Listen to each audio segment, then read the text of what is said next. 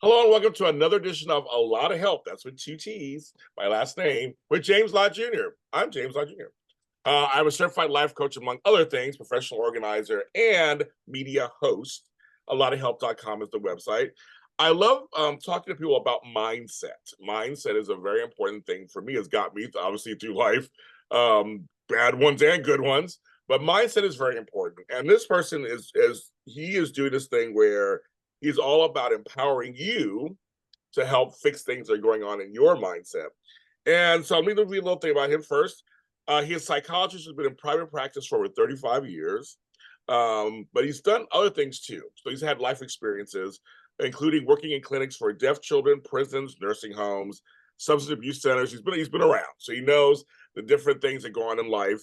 But in 2016, he decided to start a program called the Fix Yourself Empowerment Series. And we're going to talk about a little bit about the concept behind it, get to know him a little bit and all this stuff. And he's done books like the Fix Yourself Handbook, the Fix Your Anxiety Handbook, the Fix Your Depression.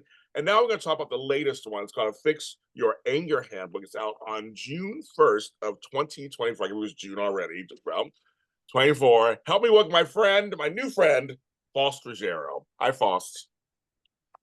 James, thanks so much for inviting me. It's a pleasure to be spending time with you today.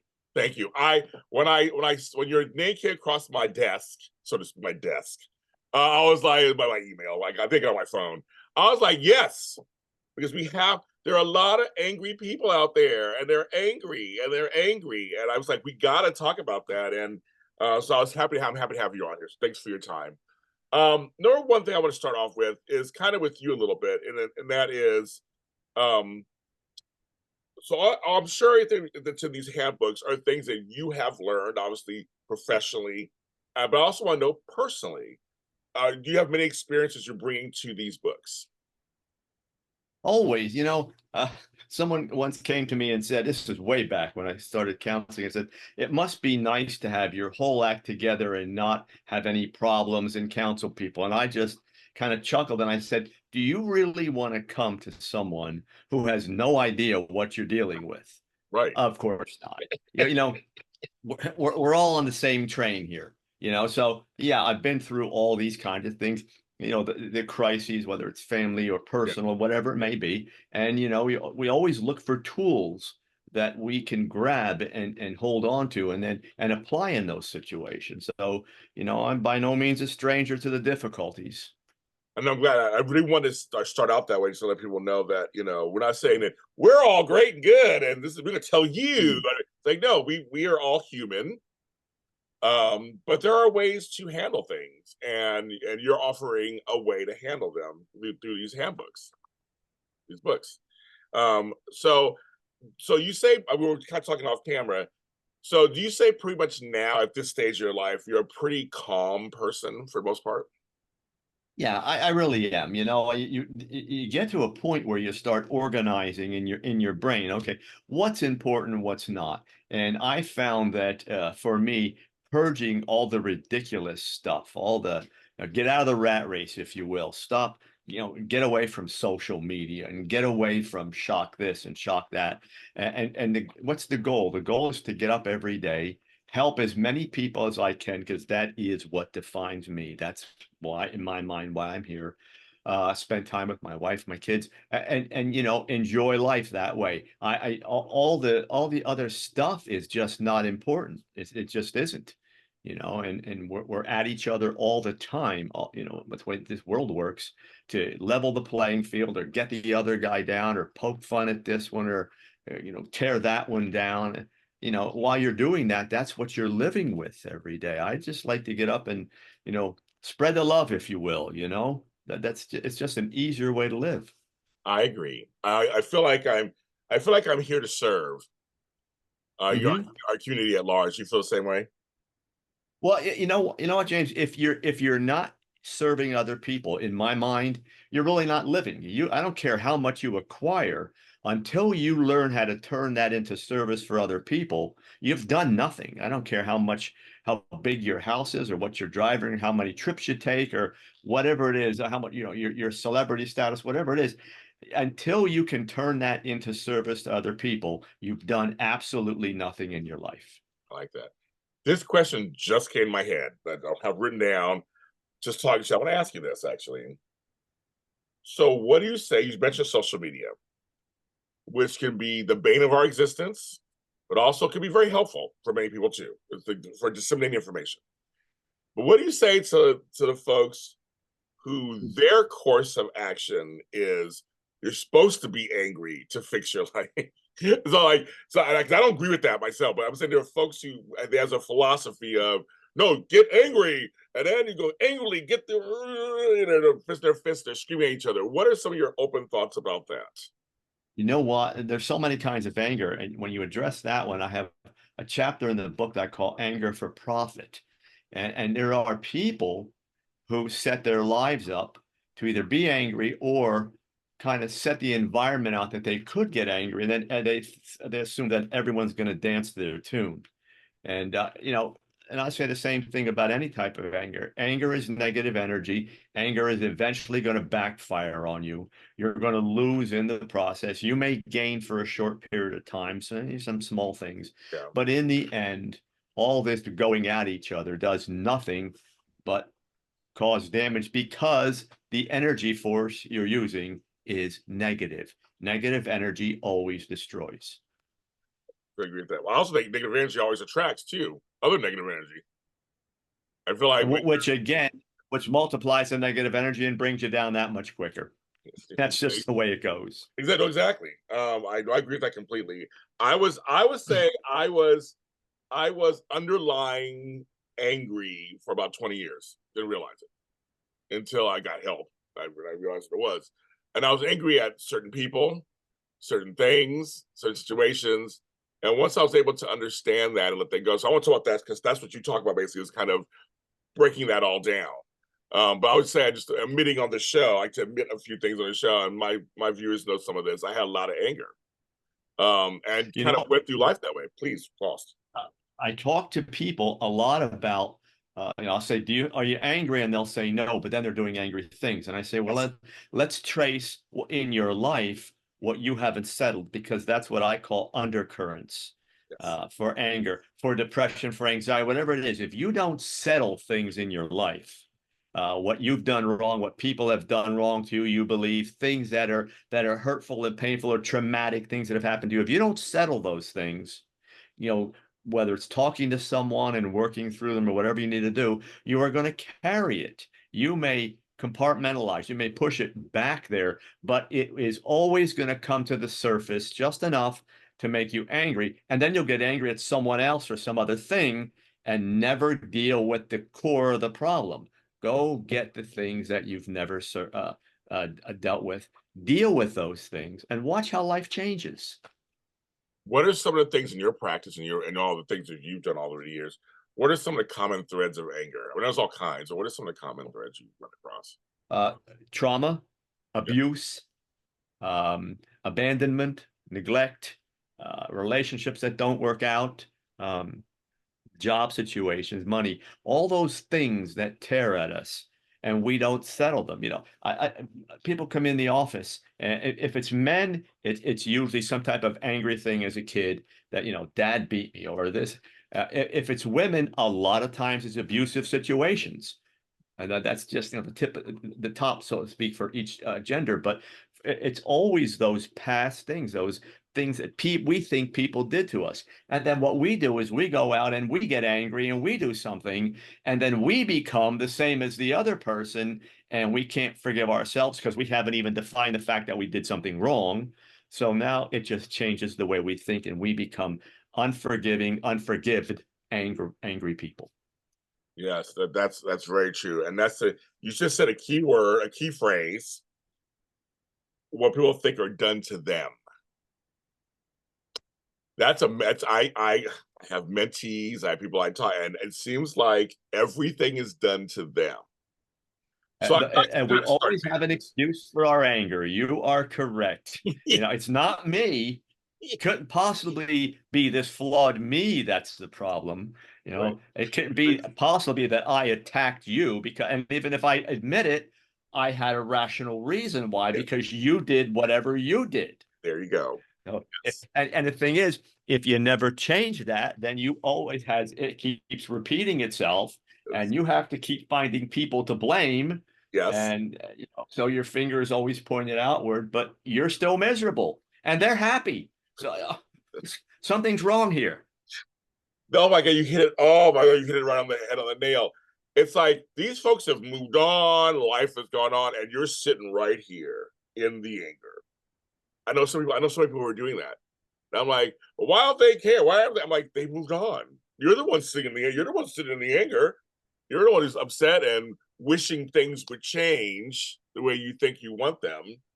But they moved on. And what happened happened. I'm like, and you're sitting there, and I hear that all the time, all the time. Just give somebody a takeaway on home. What is one key step? I want them to get your book, but what is one kind of key step to turning the tide on that? There's a couple things, and I talk about them all the time. First, you've got to slow down. Angry people typically are go, go, go, and their minds are going fast. You got to slow down, because if you can't do that, you can't get to the second step, which is the big one, which is I like to call brutal honesty. And we have fashioned a kind of honesty, which is nothing more than a survival mechanism. I will admit to this much, but no, I'm not going. If it starts to get me a little uncomfortable, I am not going there. So I'll just kind of admit some things. And I always tell people, if you're not getting uncomfortable with your honesty, you're not being honest, because honesty is going to introduce you to all the things you don't want. But the key is, once you get honest and deal with all those and clear them off, then your honesty touches all the beautiful parts that those things covered up for all those years. So it can be your best friend until you get this idea out of your head that it's somehow going to destroy you, because it's not. But why do you? I mean, I've had other people on here for your profession, and I said stuff, but I want to know what your thoughts are on why is it so hard for people to turn the finger this way? Because then we get vulnerable. Then we have to then we get accountable. If I say, geez, James, I called you those names and I did those nasty things to you, but it wasn't you, it was me. Well, I can do that and try to walk away. That's that easy honesty. Now I have to say, why did I do that? What is it about me that attacks other people? I've been blaming them for years, and my arrogance has risen to the point that it's out there. Now I have to get humble and say, it was me, and we hate going there. We do. We want wiggle room. We want to, get our way out of things. We like that. Like they We would. like that. Yes. And then, but when we get honest, then we have to get accountable. And when we get accountable, then it takes that next step, which is I have to do something about it. I have to fix this. And that may or may not include saying, geez, James, I am so sorry I did that. It wasn't you, it was me. I got to go work on some things. That makes that changes the playing field. All of a sudden, I think I'm on the lower end of the playing field. We don't realize that honesty was the first step in empowerment. I didn't drop down, I just rose up. We don't understand how to do that. When I get in there and say, these things about me aren't good, I've taken the first step to becoming a powerful person. But while I'm doing all this other stuff, it's like an alcoholic came to me one day and said, I said, well, you're drinking three and a half, 6 packs a night. You're an alcoholic. He said, no, I cut it down. And I said, okay, well, how about counseling AA? Then everyone would know I'm an alcoholic. And I said, do you think when you're getting angry and having fights in the bar and screaming and yelling at people and the cops are coming, do you think they might just have caught on at that point? Yeah. And you're worried about saying, hey, guys, I got a problem with drinking. Guess what? I just dealt with it and I'm stronger now. We're worried about what the public's going to think, and we have to put on, it's optics. Let's make sure we look good out there. I got so much I want to say about that. That's so true. I'm gonna go from a man, because we're two men. I'm gonna go from a male perspective for a second, because that's all I know. I'm a man. That's all I know. That's all I know. I know how that is. And I was raised. I always say, and I'm Gen X. You know, my generation, we were the latchkey kids. We were like told to walk it off. We played outside in trees and fell and kept it going. But we were also told to not cry. Don't do this as boys. Just handle it. You fix everything. Blah blah. And I always say, for me, having daughters help break some of that, because girls are just built differently in many ways. But I'm saying for a lot of us men, because you must encounter this a lot, that when you say be vulnerable, let people see something, admit to something, and admitting it, you're thinking it means you're now down here. Well, how do you address some of that for a lot of us men who just weren't raised that way? We weren't raised that way. It's interesting. When I started practicing, it was really hard to break through that facade with men. They didn't want to hear it. But today they're coming in more often and they're willing to do some things. You're right, though. And I come from back, I was born in the 50s. So, 60s and 70s, you didn't dare bring up, and first of all, don't you cry. Yeah, the word was, you're crying, I'll give you something to cry about. Yes. Yeah. You get that kind of stuff. So that's what we were raised on. Yes. Um, Today, it's about how you approach men. If you try to approach men by making them want to be soft and go, they're just Yeah. not happening. Yeah. But what I do is with men, and when I wrote the books, I had that in mind, because when I started writing books, they said, well, you're really writing for a female population, oh, probably in their late 20s to their mid 40s. And I said, and the rest of the people, Yeah. what, we just toss aside? So I made sure I wrote in a way that both men and women can understand. When you hit men, it's factual. Hey, enough of that. Look at what you did here. Okay. Yeah. It's almost like they were talked to when they were young, and I got you. We're going to help you through this, but you got to start looking at this stuff. And men will grab that, because what you really said was, you got this. You're tough. You can handle this. Now let's go do it. Then I can break it down to steps and get a little softer. And by the time they're there 2 or 3 times, they keep on coming back and they say, I can do this here. I don't have to, I don't have to walk in, the hardware store and say, I'm going to give me a new blade for my saw. I'm cutting trees down today. I mean, I, I can go in and get blue duct tape. I don't have to get the silver one. I mean, sometimes you're empowering people by getting them away from their own arrogance and the role they have to play. Sometimes you actually, being empowered, says, I can exhale, I can be a little weaker, and it didn't change me one bit. I'm still the same person, and I don't have to expend all this energy trying to keep that up. That's why men die earlier than women, because we are out there being tough. We are. No, we are. For what? For what? You're Who right. being tough for yourself. So you walk away thinking the next person thinks you're tough. Okay. Yeah, I've learned in the last few years, and I still need help with therapy and just life itself. My male relationships have gotten better because I'm not afraid to have the confrontation. I'm not afraid to have the talk. Because a lot of times you get mad, talk to them, bye, and you don't talk for a couple weeks, get back together. You never talk about it. You go back to life, but it's still bothering you at some level. I've learned to stick in it, stay in it. You got to stay in it. Let's walk through this together. It's like, it's not gonna be fun. We're not gonna say it's gonna be, we're gonna be laughing off. We may laugh later, but like, we need to walk through it. And one of my male friends who was like, I really appreciate that you actually admitted you were wrong about so you admitted your feelings on something, and that made him not hang up the phone and not Right. just go F you. That's it. As men do, as we'll do. Or hide behind trash talk, which a lot of we've done that over the years. Just like kind of like, oh yeah, your mother, blah, blah. And you think it's funny, but like their feelings are really hurt. I know a lot of men are actually very sensitive on the inside. They're very sensitive. That's why they're angry, right? Oh, well, because they can't let it out. Right. So right. It's not like, of course we're all sensitive people. That's the first thing I have to realize. But we don't let it out.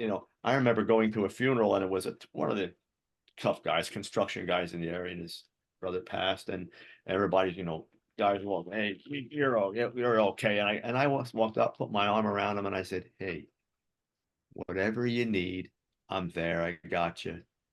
Call me for whatever. He looked at me and he says, thanks. Somebody finally said that to me. Now, tough guy, construction Yeah, guy, I know. building houses. He's on roofs. He's cutting stuff down. And it was just that someone said, what I really said to was, you don't have to be tough on this. You don't have to carry the load. Spread it out a little bit. I'll take some. He's called me twice. That's all it takes. Yeah. And our best friends aren't other tough guys. Yeah. Well, yeah. Those are our best friends are the ones you say, no, I could always talk to that guy. Maybe we sat down and smoked a cigar or had a beer, whatever you did, but you could talk to that guy. That's all we're looking for. We're all looking just for somebody to be safe with. That's all. I agree with that. Like I said earlier, for me, having daughters changed my whole perspective because I learned through them. They just wanted someone when they had issues, not just daddy fix it. I go to fix it. I love us men. We go into fix mode. Just want to fix it. Let's do it. You said something earlier. I'm very fact based. I'm still kind of well. So I'm trying to learn that, but I'm still fact based. Like, so that happened, that happened, that. All we got to do is this, this, and this, and we're done. But I noticed my daughters were like, I just want to talk to you. I want to cry on you. I just want you to, hold me. I want you to say I'm a good person, like whatever. That broke me down over the last. Well, now they're in their 30s, but all this time, it's like that's one of the things that I learned. I learned a lot from having women in my life. And all of us are that way. We want someone to validate.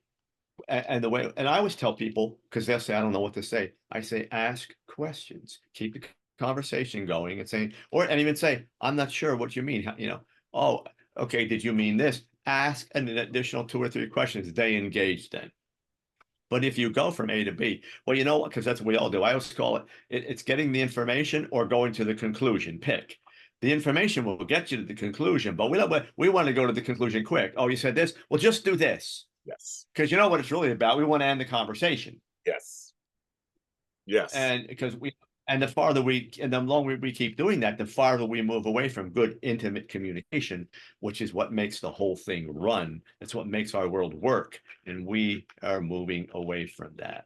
Where, if you bring something up, you're afraid now more than ever that someone's going to attack it, or spread it to someone else, or you might see it posted on Facebook or whatever it may be. And we live in the do it my way or I'll attack you world. And good Lord, people, on one hand, we're saying we want everyone to be themselves and live their life and make their own choices and all that. And then when they do, we go after them for it. Okay. Talk about a setup. Okay, so I'm a grandfather also. And I remember what? I know. Me too. Yeah, so I'm a grandfather. Grandfather, I have 5 grandchildren. Okay, so here's funny. I told my sister, right before she became a grandmother for the first time, I tell everybody, I go, sometimes it's hard watching your kids' parents. Oh, it is. And I said it. So I always say it to every new grandparent. I go, sometimes it's hard watching your kids' parent. So I always tell them, just give a lot of grace, compassion, and no, those aren't your kids. That they're kids. So now she has 4 of her own. So yeah, you're right. Everybody tell you, oh James, no, James, you're right. You're totally right. Like, that was the first of my group to become a grandparent of my group, my little group. I say it's just one of those things because anger happens out of there too. That's why I bring this up.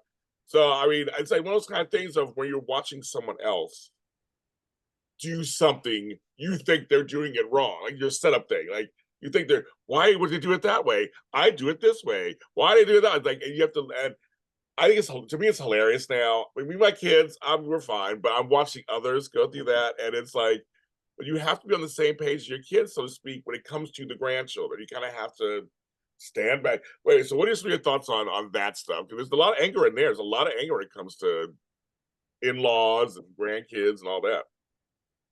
I used to tease about that, and I would say it's sort of like when you jump in the pool and the water's freezing. All you want to do is get out, dry off, and be okay. Well, you're going to be with people. I just nod because, first of all, I know I'm not going to change their mind. I'm not going to say, geez, I don't know about that. They're not going to listen. So I just go with the flow and say, no, Whatever you say. The only place I drew the line was I raise my kids, and no one is going to tell me how to do that because sometimes external family likes to say, "Oh, do this. You should," or you say, "Well, we're not letting them eat all that sugar." Next thing you know, they're unloading sugar on them. Oh, it's okay.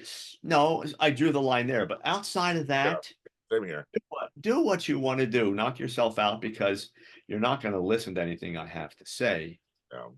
And when you do what I do for a living, some people, if they want advice, they're going to come and they'll listen to everything I say. But if I introduce the advice unsolicited, even though I'm right, it's going nowhere. It was a lead balloon. It was quick. Glad So, you said that. I'm glad you said that. That's a difference. That really is a difference. I'm a person who's learned because my generations before me, my mother and grandmother were always running their mouths and there's something, and they fought all the time. I was like, they go, well, why don't you're a grandparent now? Why? I said, I'm not going to do it that way. I don't want to be that way. I just don't want to. I want to enjoy my grandchildren. I want to enjoy my kids. I just if I go to their house and they're saying they have to go to bed at 9:30, then they go to bed at 9:30. I mean, I'm not going to fight them. I'm that's not going to. And that's, you know what? I told my son when you bring my granddaughter, so when you bring her over or you're doing something with her, you set the tone, I follow. Because I'm not gonna be one of those people that fight. But the other thing is, when I said that, I also realized I became much more tolerant and had a willingness to understand what he was doing, and as opposed to reacting to it, because he's a great dad.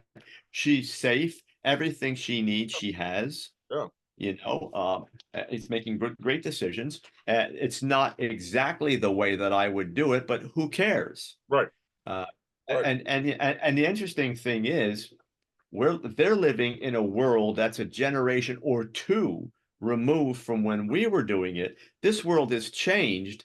They have to function as parents in it. We don't. So if I take a step back and I say, "What? Let me look at this," I actually learned something.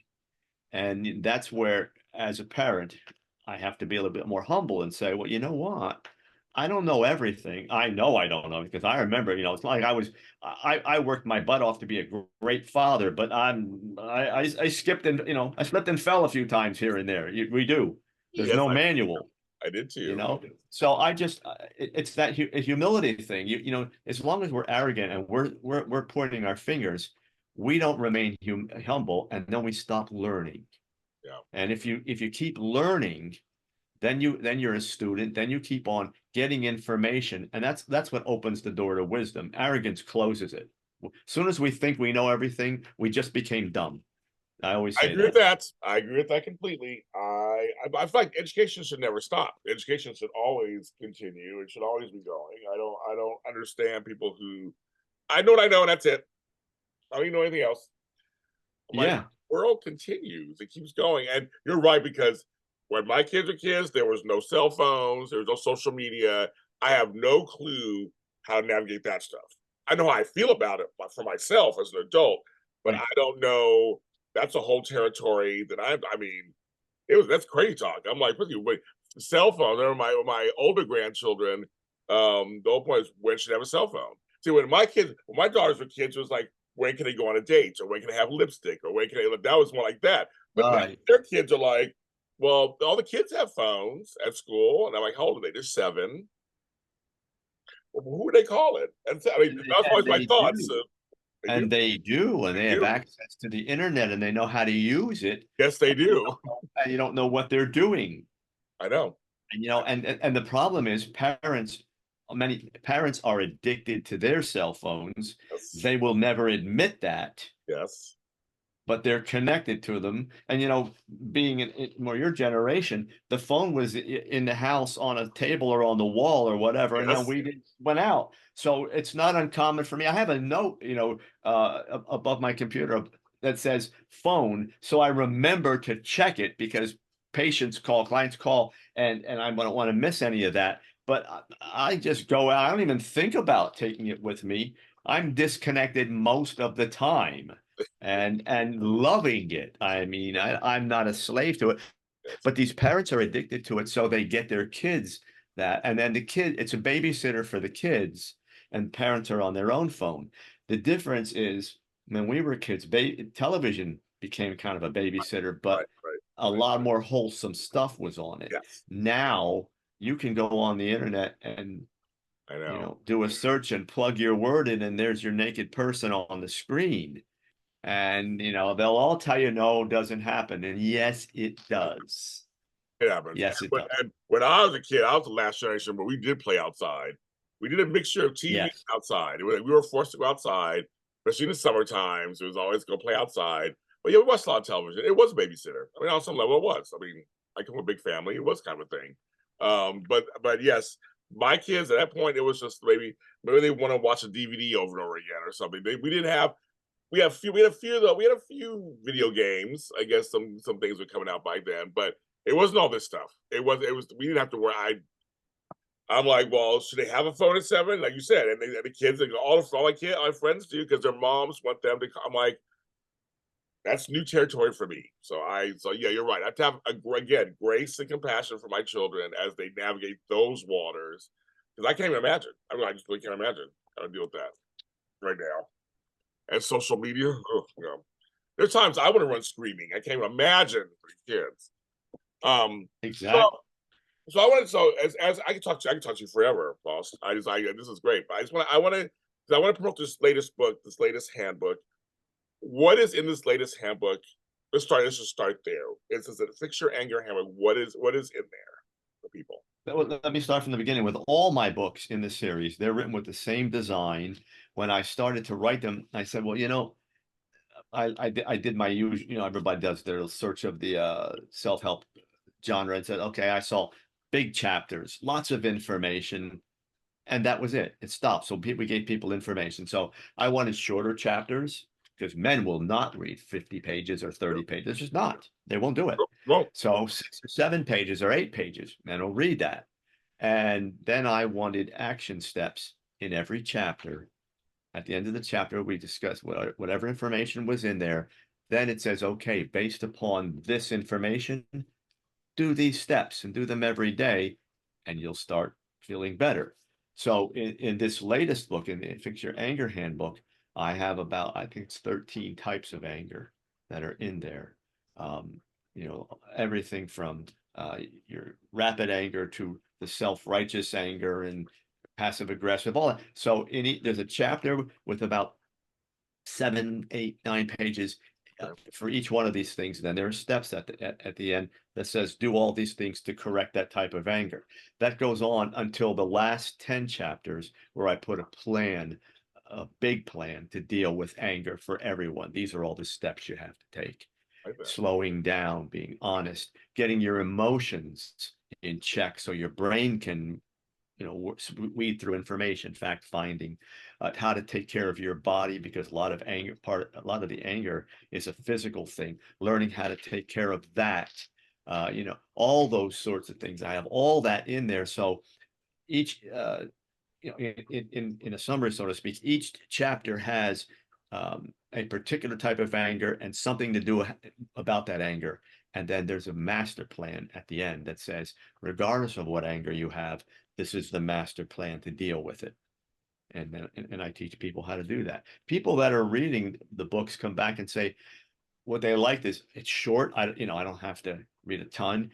You're now not just providing information, you're giving us the steps that we need.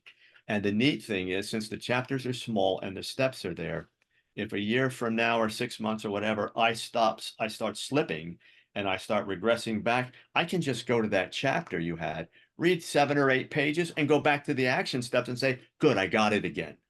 And that's the way the book was designed. It kind of simulates a counseling session. I love it because I think that's what we need. We need to have not just identifying what a problem is. We need help, like actual. Give us some help. And some of these self-help books, I don't know. Some of them they show you how to identify all the stuff, but I'm like, but then what's the real answer to come out of it? Yeah, what do you do with it? And I always Right. said, if someone came to me for counseling and I said, here's all the information, now bye. Yeah, it'd be bye for good because I didn't tell them what they can do. Okay, now I've taught you all about depression or anxiety or anger. Now let's talk about your personal voyage through life. Let's talk about how it's affecting you, and let's put together a master plan for it. Now you're going to keep coming back to me. That's what the book is designed to do, the same thing. All those various topics and how to fix them, how to maintain the changes, what to do if you slip back a little bit. That's the way it's supposed to be. It should, in my mind, it should be written that way. The Fix Your Life, if the Fix Yourself Empowerment series is out there, the latest book coming out June 1st, or if you're watching this later, it's already out. It's called a Fix Your Anger Handbook. Where can they find the book if they want to get it? Best place to go, James, is on my website. It is my name, FaustRuggiero.com. Everything about the book, excerpts from the books are there, so you can actually look and say, "Oh, do I like what he did, what he's doing here?" Articles I've written. You can the links to buy the books on Amazon, and a contact link if anybody wants to contact me and ask any questions. Yes, please go there, and I'll put them in the description, obviously below. If you're looking at this right now, or listening, if you're listening, it'll be also below the description. Listening, so go to his website and go check out what he's talking about and what he's doing over there. You're doing great work, Faust, and thank you for being on my show. Oh, James, I appreciate that. Thanks again for inviting me. It's been a pleasure. It's been really fun. Thank you. And of course, I'm James Lott Jr. at LottHealth.com. And just, and here's the thing.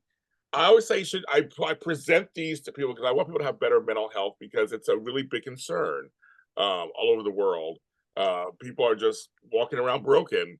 And I know some folks really want answers. So he is a person who it's an option for you. And that's why I'm glad to present him to you out there. So please check him out. And I will see you next time. Another edition of A Lot of Help with James Lott Jr.